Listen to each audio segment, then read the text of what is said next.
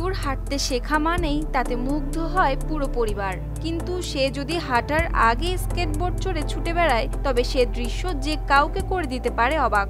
এমনই এক বিস্ময়কর শিশু জুয়ান জুয়ান। মাথায় ছোট্ট হেলমেট, পরনে ডায়াপার, হাঁটুর নিচে মোজা আর চোখে মুখে এমন স্বাভাবিক ভঙ্গি যেন স্কেটবোর্ডটাই তার খেলার সঙ্গী। আর পাশে দাঁড়িয়ে তা দেখছেন বাবা, কিভাবে তার ছোট্ট শিশু নিজেই রপ্ত করছে চলার কৌশল। চীনের সিচুয়ান প্রদেশের চেংদু শহরের এই ছোট্ট শিশুর বয়স মাত্র 11 মাস।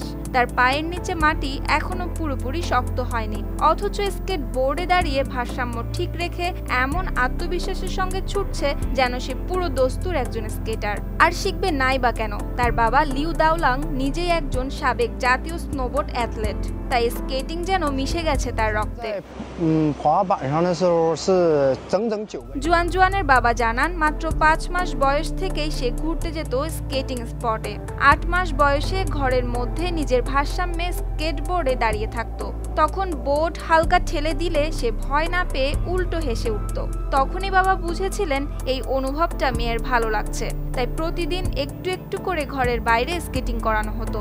এরপর জুয়ান জুয়ান প্রথম একা স্কেটিং করে যখন তার বয়স মাত্র 9 মাস। আর এখন 11 মাসের এই শিশু শুধু গ্লাইড করছে না, বরং আত্মবিশ্বাসের সঙ্গে খেলাটা উপভোগও করছে। তবে মজার ব্যাপার হলো জুয়ান জুয়ানের ওপর কোনো চাপ নেই। যতক্ষণ সে আনন্দ পাচ্ছে ততক্ষণ বাবা মা পাশে থেকেই দিচ্ছেন উৎসাহ আর নিরাপত্তা। এই অসাধারণ শিশুটি যেন আমাদের মনে করিয়ে দেয়, জীবনে সাহস থাকলে বয়স কোনো বাধা নয়। কেউ যদি হাঁটার আগেই এগিয়ে চলার সাহস দেখায় তাহলে তাকে থামানো সত্যিই কঠিন। সুপ্তি রায়, RTV।